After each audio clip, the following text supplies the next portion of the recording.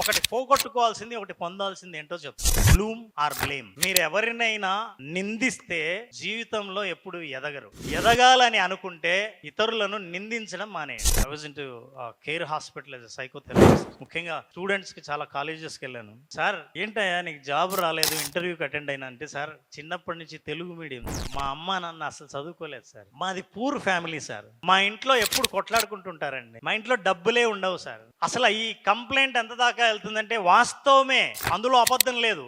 కానీ మనం ఎప్పుడైతే బ్లేమ్ చేయడానికి కారణాన్ని ఎప్పుడు ఐడెంటిఫై చేస్తామో మన జీవితంలో మారడానికి కారణాన్ని తొక్కేస్తాం.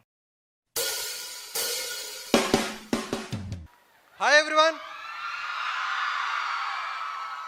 Thank you so much. నేను ఇప్పుడు మాట్లాడడానికి కాదు, నేను తర్వాత మాట్లాడతా. But I just want to introduce one wonderful person. So already Gampa sir చెప్పారు. నెక్స్ట్ వచ్చే speaker wonderful person Ram Jaladurgam sir. అయితే ఇందాక సార్ చెప్పినట్టు అల్లు అర్జున్ గారు 2018 నుంచి రామ్ సార్ దగ్గర కోచింగ్ తీసుకుంటున్నారు. అర్థం చేసుకోండి, అంటే ఆల్రెడీ సక్సెస్ఫుల్ పర్సన్ అయ్యి అల్లు అర్జున్ ఎందుకు కోచ్ తీసుకోవాలంటున్నారంటే, మన ప్రతి ఒక్కరి లైఫ్లో కోచ్ అనే వాళ్ళు చాలా చాలా ఇంపార్టెంట్ రోల్. అండ్ నా కోచ్ కూడా Ram sir. Okay, and August 5th నా బర్త్డే. నేను కొత్త డిసిషన్ తీసుకున్నా. సరే, నేను ఇంకొక స్టెప్ ఎదగాలి, నాకు మంచి ఫీడ్బ్యాక్ ఇవ్వాలి అని అనుకుంటే నేను ఎవరని ట్రాక్ డౌన్ చేస్తే రామ్ సార్ దొరికారు నాకు. అండ్ నేను 6 months నుంచి ట్రావెల్ చేస్తున్నా కాబట్టి రామ్ సార్ నన్ను ఒక మెంటర్, నేను రామ్ సార్ని మెంటర్గా తీసుకోవడం నాకు చాలా అదృష్టం. And sir, welcome to you sir. I request Ram Jaladurgam, an extraordinary trainer, speaker, okappudu presently a personal coach to topmost celebrities. May I request Ram Jaladurgam to come on the stage. 1, 2, 1, 2, 3. That's great. Tirupati youth, you are very, very lucky. Congratulations to hear very, very powerful talks and speeches. Introduction ఎంత భయంకరంగా ఉంటుందని నాకు ఎప్పుడు తెలియదు. First time నా ఇంట్రొడక్షన్కి నేనే భయపడ్డా. వెంకటాద్రి సమం స్థానం బ్రహ్మాండే నాస్తి కించన, వెంకటేశ నమోదేవో నభూతో న భవిష్యతి. బాగుందా అండి? నేను ఇదే విషయం చెప్పి ఒక టీవీలో ఒక ఇంటర్వ్యూ ఇస్తే, నేను ఇంటర్వ్యూ ఇచ్చిన ఆఫీస్కి తిరుమల గుడి పూజారి దాడి చేశాడు. అంటే మీకు తెలియలేదు, నేను చెప్తున్న ఈ సంఘటన 25 ఏళ్ల కిందట జరిగింది. ఇందాక నేను చెప్పిన ఈ చిన్న వాక్యంలో ఒక ఘోరమైన తప్పు ఉంది. బహుశా మీరు ఎవరు గుర్తించలేదు, తిరుపతి వాసులు ఖచ్చితంగా గుర్తిస్తారు అనుకుంటా. ఎవరో ఆ పెద్దలు ఎవరో గుర్తించారు, కానీ అదే వీడికి సరిగా రాదని అనుకొని ఉంటారు. అందుకే నేను గ్యాప్ ఇస్తే మీరు ఎక్కడ ఆ డెసిషన్ తీసుకుంటారు అని ఆ హిస్టరీ చెప్తున్నా. అంటే యూత్లో మనిషికి ఎంత ఈగో ఉంటుందో, మనిషికి ఎంత అహంకారం ఉంటుందో, వయస్సు ఏది ఆలోచించకుండా ఎలా చేస్తుందో ఉండటానికి నేను చెప్పే ఈ ఉదాహరణ ఒక సాక్ష్యం మీ అందరికీ తెలియాలని. Anyway, hi, good morning all of you. ఇంకా నేను ఈ స్టోరీకి బ్యాక్గ్రౌండ్ చెప్పలేదు. ఒక వ్యక్తి తిరుపతిలో అర్ధరాత్రి ఒక చోట హత్య జరిగితే, హత్య జరిగిన చోట కెమెరా పట్టుకొని ఆ హత్యను షూట్ చేసి ఒక ఇన్వెస్టిగేటివ్ జర్నలిజంతో స్టార్ట్ చేసి దాదాపు 100 ఎపిసోడ్లు తిరుపతిలో ఇన్వెస్టిగేటివ్ జర్నలిజంలో సిటీ ఫోకస్ పేరుతో నేను ఇదే తిరుపతిలో సిటీ వాచస్పతి అనే అవార్డు నేను తీసుకున్నా. ఎస్వి యూనివర్సిటీ ఆడిటోరియంలో. అయితే ఒకసారి మేము ఇట్లాగే చాలా అన్యాయాలు జరుగుతుండేవి, చాలా చోట్ల హతీరామ్జీ మఠ్ అని, టీటీడీ పైన తిరుమలలో అన్యాయాలు, తిరుపతిలో, అలాగే మున్సిపాలిటీలో చాలా ఎపిసోడ్లు 100 చేసాం. ఒకరోజు రాత్రి దాదాపు 11:30కి మేము ఒక ఎపిసోడ్ చేసి వస్తుండగా మమ్మల్ని దుండగులు వెంబడించారు గుర్తుపట్టి.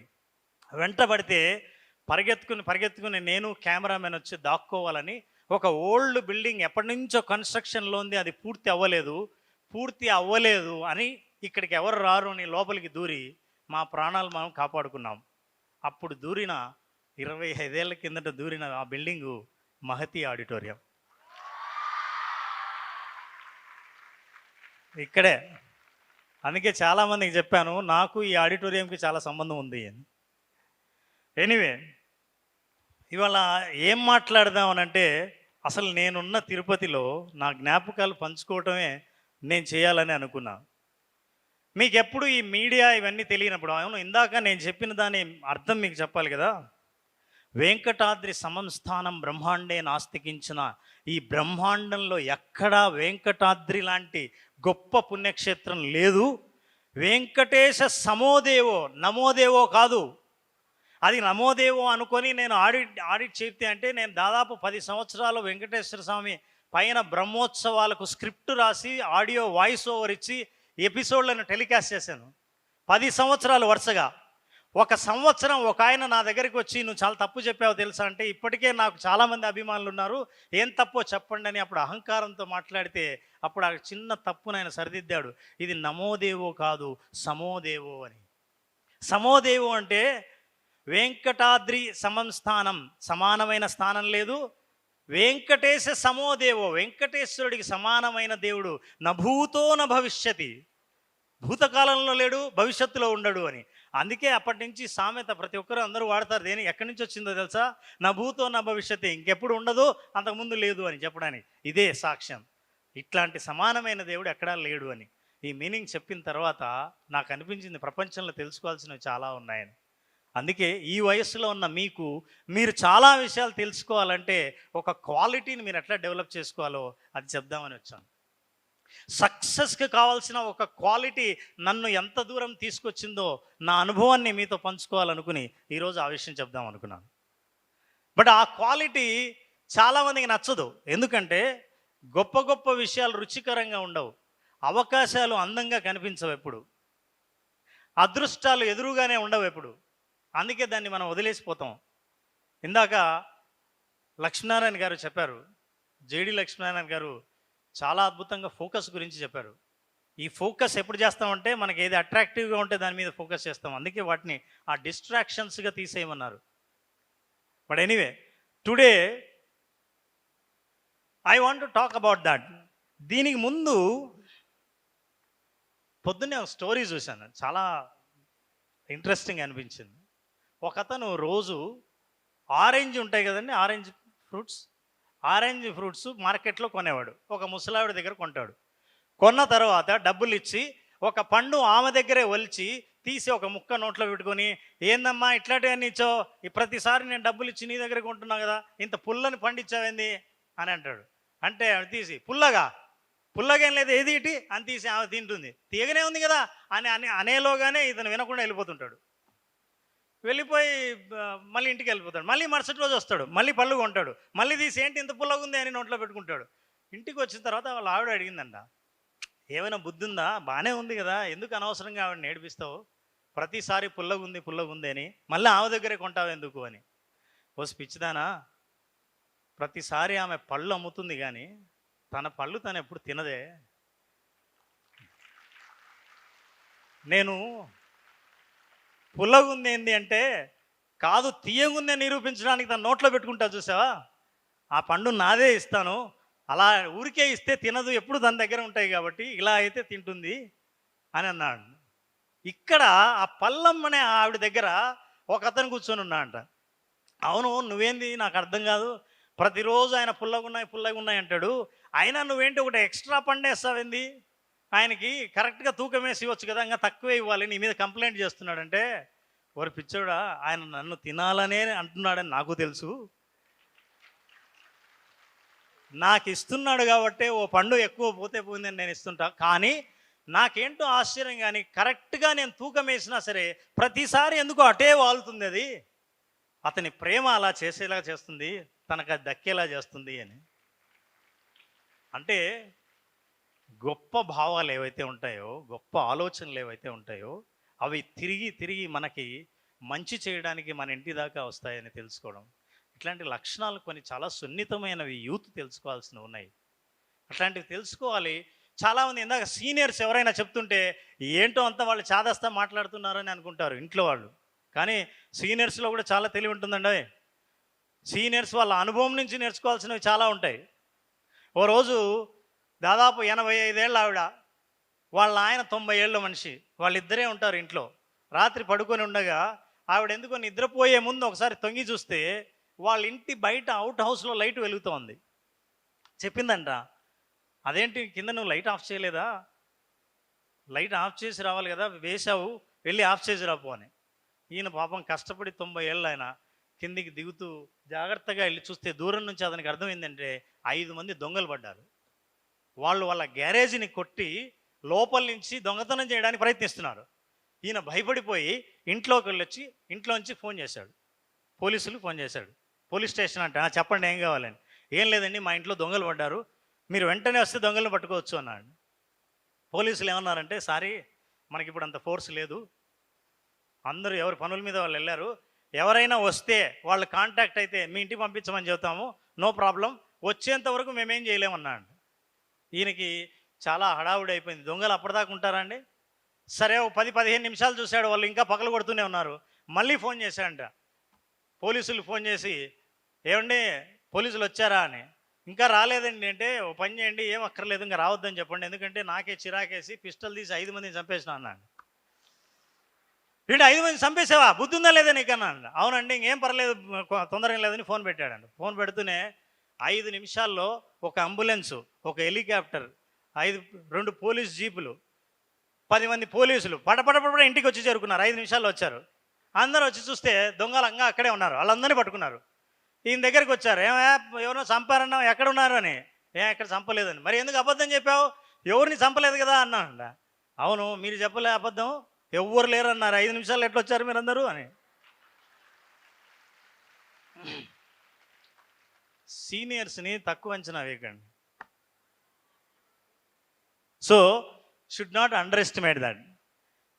I want to tell you one quality to develop. అదే చెప్తున్నాను, కానీ అసలు ఏం క్వాలిటీ అని చెప్పలేదు. ఒకటి పోగొట్టుకోవాల్సింది, ఒకటి పొందాల్సింది ఏంటో చెప్తాను. Number 1, bloom or blame. మీరు ఎవరినైనా నిందిస్తే జీవితంలో ఎప్పుడు ఎదగరు. ఎదగాలని అనుకుంటే ఇతరులను నిందించడం మానేయండి. ఏంటి నిందించడం? చాలామంది నా దగ్గర కౌన్సిలింగ్ వస్తుంటారు. చాలామందికి నేను ఐఎమ్ కోచింగ్ అండ్ కౌన్సిలింగ్ చాలా నాళ్ళ నుంచి నేను చేస్తున్నాను. I was into care hospital as a psychotherapist. ముఖ్యంగా స్టూడెంట్స్కి చాలా కాలేజెస్కి వెళ్ళాను. సార్ ఏంటయ్యా నీకు జాబ్ రాలేదు, ఇంటర్వ్యూకి అటెండ్ అయినా అంటే, సార్ చిన్నప్పటి నుంచి తెలుగు మీడియం సార్, మా అమ్మ నాన్న అసలు చదువుకోలేదు సార్, మాది పూర్ ఫ్యామిలీ సార్, మా ఇంట్లో ఎప్పుడు కొట్లాడుకుంటుంటారండి, మా ఇంట్లో డబ్బులే ఉండవు సార్.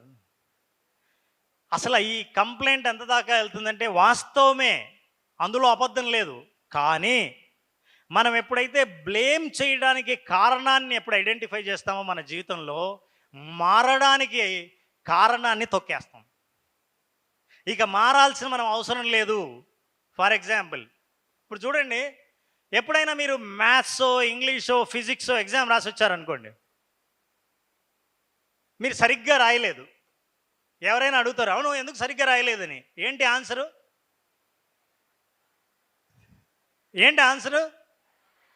పేపర్ టఫ్ కదా. ఈ పేపర్ టఫ్ అనుకున్న వాళ్ళు ఏం చేస్తారంటే వెంటనే పేపర్ టఫ్ అని అంటున్న వాళ్ళ కోసం వెతుకుతారు.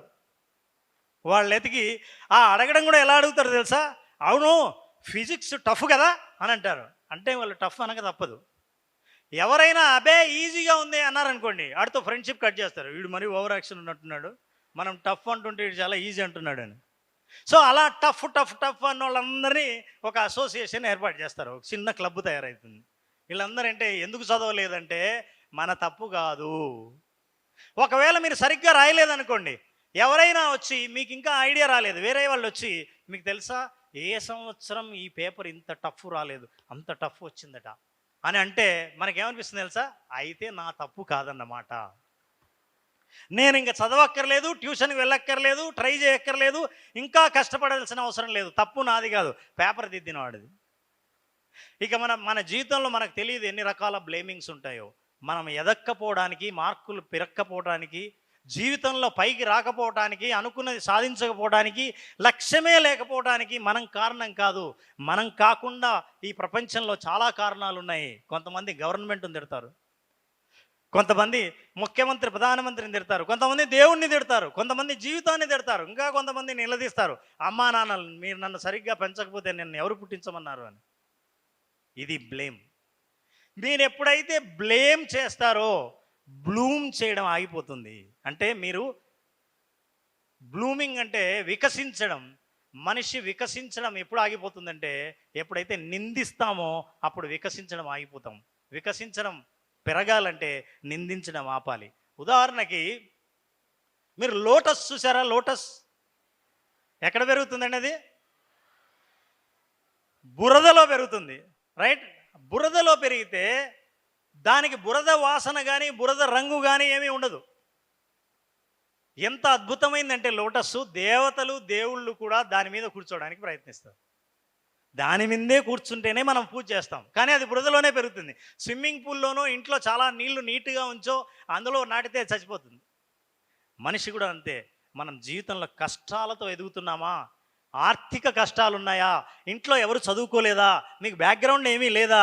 అయితే మీకు ఎదగడానికి అద్భుతమైన అవకాశం. మీరు ఒక లోటస్ లాగా ఎదగచ్చు. అలా కాదు, మా బ్యాక్గ్రౌండ్ చాలా బాగుంది, మా పేరెంట్స్ చాలా రిచ్, డబ్బు చాలా బాగుంది, మా నాన్నకు ఆల్రెడీ పేరుంది, మా నాన్న సెలబ్రిటీ అయినప్పుడు మీ జీవితం దుర్భరం అవుతుంది. ఎందుకంటే ప్రతి క్షణం మీరు చేసే పని మీ నాన్న చేసే పనితోనే పోల్చుతుంది ప్రపంచం అంతా. మీది సక్సెస్ ఆ ఫెయిల్యూరా చెప్తుంటుంది. సినిమా ఫీల్డ్లో మీకు చెప్పక్కర్లేదు, ఎంతమంది తండ్రులు పాపులర్ అయిన తర్వాత కొడుకులు అంత స్థాయి ఎదగడానికి ఎంత కష్టపడ్డారో. తండ్రి అంత కష్టపడి ఉన్నాడు ఆ స్థాయిలో, ఆ ఏజ్లో, కానీ అంత కష్టపడి కూడా అంత పేరు తెచ్చుకోలేని వాళ్ళు చాలామంది ఉంటారు. కాబట్టి మనకి ఏది బ్యాక్గ్రౌండ్ లేదు అంటే మనం అదృష్టవంతులం అని అర్థం. ఎందుకంటే మీ కుటుంబంలో మీరే మొట్టమొదటి వాళ్ళు చరిత్ర సృష్టించడానికి. So you have to appreciate your self. నేను ఒకప్పుడు బాగా నాన్ వర్బల్ కమ్యూనికేషన్ చెప్పేవాడిని. ఎవరైనా ఒక వాలంటీర్ వస్తారా స్టేజ్ మీదకి? Any volunteer? మన ఇంపాక్ట్ వాళ్ళు వద్దమ్మా, ఎందుకంటే మనం ఆల్రెడీ బాగా నేర్చుకుని ట్రైన్ అయిన వాళ్ళు ఉంటారు. నార్మల్ పార్టిసిపెంట్స్లో ఎవరైనా రండి. మీరు పార్టిసిపెంటేనా? రండి. ఓ ఇద్దరు వచ్చారా?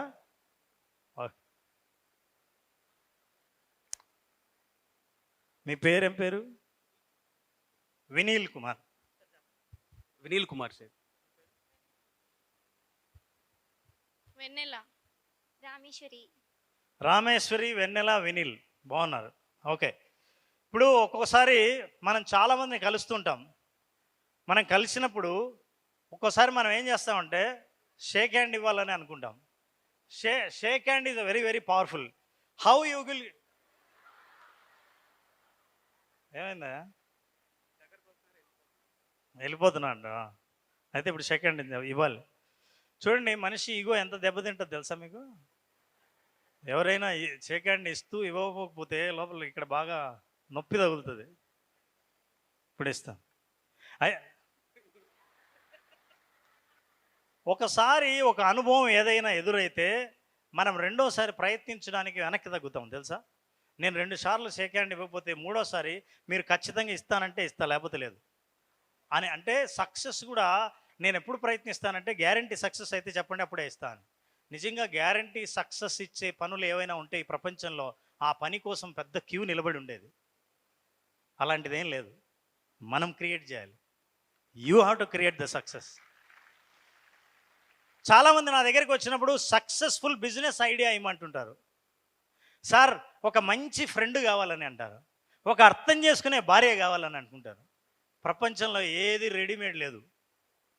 సక్సెస్ఫుల్ బిజినెస్ ఎక్కడా లేదు, అర్థం చేసుకునే భార్య ఎక్కడా లేదు. అది కూడా చెప్తున్నా, మీకు కోపం వస్తుంటుంది కానీ నేను పూర్తి చేయలేదు సెంటెన్స్. అర్థం చే అప్పుడే హస్బెండ్లు సపోర్ట్లు కొడుతున్నారు, బ్రహ్మాండం చప్పట్లు కొడుతుంటారు. నేను ఇది చాలామంది చెప్తుంటా. ఒక హస్బెండ్ డాక్టర్ దగ్గరికి వెళ్ళాడంట. డాక్టర్ గారు, మా ఆవిడకి చెవుడండి, ఆవిడకి మెడిసిన్ ఇవ్వండి అని. డాక్టర్ గారు, కొంతసేపు ఉండండి, ఇబ్బందిగా ఉందా? ఏం లేదు, మీకు ఏమైనా ఇబ్బంది ఉందమ్మా? Very good. అయితే డాక్టర్ దగ్గరికి వెళ్ళి, డాక్టర్ గారు మెడిసిన్ ఇవ్వండి అంటే, అదేంటి మీ ఆవిడని తీసుకురండి, మా ఆవిడకి చెవుడండి, మీరు మెడిసిన్ ఇవ్వండి అంటే, అదేంటండి మీ ఆవిడ రాకుండా మీరు మెడిసిన్ అడిగితే ఎలా ఇచ్చేది, మీ ఆవిడని తీసుకొస్తే టెస్ట్ చేసి ఇస్తాను. లేదు డాక్టర్, ఆవిడతో పెద్ద ప్రాబ్లము, రమ్మంటే రాదు డాక్టర్ దగ్గరికి, ఆవిడ చెవుడు ఉంది, మీరు ఎలాగైనా సరే ట్యాబ్లెట్ ఇస్తే ఆవిడకి ఇస్తాను. పేషెంట్ని టెస్ట్ చేయకుండా ఇవ్వడం చాలా కష్టం అండి, టెస్ట్ చేయవలసిందే అని. సార్ మీ ఫీజు 500 కదా, నేను 1000 రూపాయలు ఇస్తాను, మీ ట్యాబ్లెట్ ఇచ్చేయండి. అయితే ఓ పని చేయండి, ఇది బాగానే ఉంది, ట్యాబ్లెట్ నేను ఇస్తాను, నేను ఒక చిన్న ఎక్సర్సైజ్ చేస్తాను, అది చేయండి ఇంట్లో, దాని తర్వాత ఏం జరిగిందో నాకు చెప్తే దాన్ని బట్టి నేను ట్యాబ్లెట్ ఇస్తాను అన్నాను. చెప్పండి డాక్టర్ ఏం చేయాలని. ఏం లేదు, మీ ఇంటికి వెళ్ళి ఇంటి బయట నుంచి మీ ఆవిడని పిలవండి, ఆవిడకి వినిపిస్తే చెవుడు లేనట్టే, వినిపించకపోతే ఓ పని చేయండి, ఓ 2 అడుగులు ముందుకేసి మళ్ళీ పిలవండి, ఇంకా వినిపించలేదా మళ్ళీ 2 అడుగులు ముందుకేసి మళ్ళీ పిలవండి. ఇలా ప్రతిసారి 2 అడుగులు ముందుకేసి వేసి వెళ్తూ మళ్ళీ పిలవండి. ఎంత దగ్గరగా వెళ్ళి మీరు పిలిస్తే ఆవిడకి వినిపించిందో ఆ దూరం నాకు చెప్తే దూరాన్ని బట్టి కరెక్ట్ మెడిసిన్ నేను ఇస్తాను. ఎవరికి? డాక్టర్కి సపోర్ట్ కొట్టారా? అప్పుడు మనవాడు, సార్ ఫెంటాస్టిక్ అడ్వైస్, నాకు ఇంతవరకు ఇట్లాంటి సలహా ఎవరు ఇవ్వలేదు, ఈరోజే నేను చేస్తానండి ఇంటికి వెళ్ళి అన్న. ప్రాబ్లం ఉన్న వాళ్ళు ఎవరైనా మీరు కూడా ట్రై చేయొచ్చు. ఓకే, మనవాడు ఇంటికి వెళ్ళాడు, బయట నుంచి పిలిచాడు, లక్ష్మి ఏం చేస్తున్నావు అని. చెవుడు కదా అని 2 అడుగులు ముందుకేసి మళ్ళీ పిలిచాడు, లక్ష్మి ఏం చేస్తున్నావు అని. మళ్ళీ వినిపించలే, ఇది మామూలు చెవుడు కాదే అనుకున్నాడు. మళ్ళీ 2 అడుగులు ముందుకేసాడు, మళ్ళీ పిలిచాడు. పాపం ఆవిడ వంటింట్లో కూరగాయలు తిరుగుతోంది, ఈయన గట్టిగా పిలిచాడు, దగ్గరికి వెళ్ళాడు, చెవి దగ్గరికి వెళ్ళి లక్ష్మి ఏం చేస్తున్నావు అని అడిగాడు. అప్పుడు లక్ష్మి చెప్పింది, ఇప్పటికి 5 సార్లు చెప్పాను కూరగాయలు తిరుగుతున్నా అని.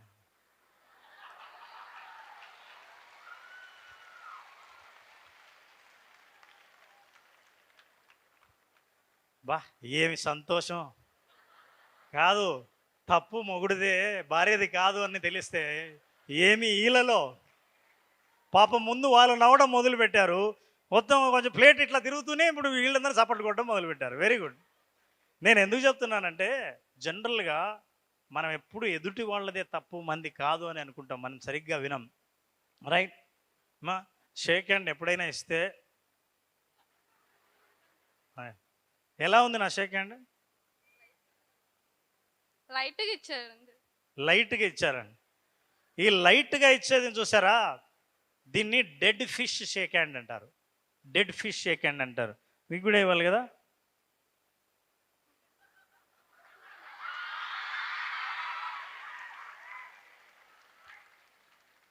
ఈ అమ్మాయి హెజిటేట్ చేసింది చూసారా,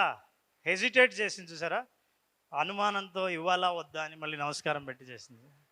ఇవన్నీ మన మనస్సులో ఉన్న ఆలోచనలకి, మన మనసులో తీసుకునే నిర్ణయాలకు ఇవన్నీ రిఫ్లెక్షన్స్. మనకు తెలియదు చాలాసార్లు. బహుశా నేను ఇవ్వాలని అనుకోని వాడిని కూడా మీరు చూపించే కాన్ఫిడెన్స్కి నేను షేక్ హ్యాండ్ ఇవ్వచ్చు, ఏదో ఒకసారి షేక్ హ్యాండ్ అయినా ఇవ్వకపోవచ్చు. Thank you so much. వీళ్ళందరికీ గట్టిగా చప్పట్లు కొట్టండి. Hello, thank you so much. Right, corona తర్వాత షేక్ హ్యాండ్కి కాలం చెల్లిపోయింది. ఇప్పుడు ప్రపంచవ్యాప్తంగా అందరు నమస్కారం పెట్టినా షేక్ హ్యాండ్ మనకున్న కాన్ఫిడెన్స్ ఏందో తెలియజేస్తుంది. అయితే ఈ కాన్ఫిడెన్స్ని చెప్పే ముందు నేను బ్లూమ్ అండ్ బ్లేమ్ గురించి చెప్తున్నాను. మీరు ఎప్పుడైనా బ్లూమ్ అవ్వాలనుకుంటే, జీవితంలో ఎదగాలనుకుంటే, అసలు మనకున్న సమస్యలన్నింటినీ సమస్యగా ఎప్పుడు చూసారో అప్పుడు సమస్యే కనిపిస్తుంది, సొల్యూషన్ కనిపించదు. మీరు ఎప్పుడైనా ఒక బండి కొనాలనుకుంటే, ఏదైనా కొత్త డ్రెస్ కొనాలనుకుంటే, కొన్న రోజు రోడ్డు మీద వెళ్తుంటే సేమ్ అవే కలర్ బండిలు, అవే కంపెనీలు, అవే బ్రాండ్లు రోడ్డు మీద కనిపిస్తుంటాయి. అరే ఈ రోజే అందరు చాలామంది కొన్నారే అని. ఈ రోజే ఏం కొన్నారు, రోజు తిరుగుతున్నారు. మనకి ఈ రోజు కనిపించాయి అంతే. మనం ఏం చూడాలనుకుంటామో అవి చూస్తాం, ఏం ఆలోచిస్తామో అవి పొందుతాం. సో వీటిని మన లైఫ్లో అప్లై చేస్తే మనం ఏం కావాలని అనుకున్నాం అని పొందటానికి కొన్ని లక్షణాల్లో అవాయిడ్ చేయవలసినది బ్లూమ్ ఆర్ బ్లేమ్ అంటాను. If you want to Bloom, never blame any one. ఇప్పటి నుంచి I'm telling you, promise your self, don't blame any one. దీని స్థానంలో ఏముండాలి? ఒకరిని బ్లేమ్ చెయ్యకూడదంటే దీని స్థానంలో ఏముండాలి? ఈ విషయం మనకు తెలీదు. మనకు అలవాటు కూడా పెద్దగా లేదు. ఏంటంటే కృతజ్ఞతా భావం, యాటిట్యూడ్ ఆఫ్ గ్రాటిట్యూడ్. ఏది పొందినా, ఏది వచ్చినా అదృష్టం అనేవాడికి ఆనందంగా ఉంటాడు. ఇన్ఫ్యాక్ట్ నేను ప్రజెంటేషన్ చూపించలేదు, కానీ నాకు ఫోటోగ్రఫీ అలవాటు. పొద్దున్నే నేను వాకింగ్కి వెళ్ళాను.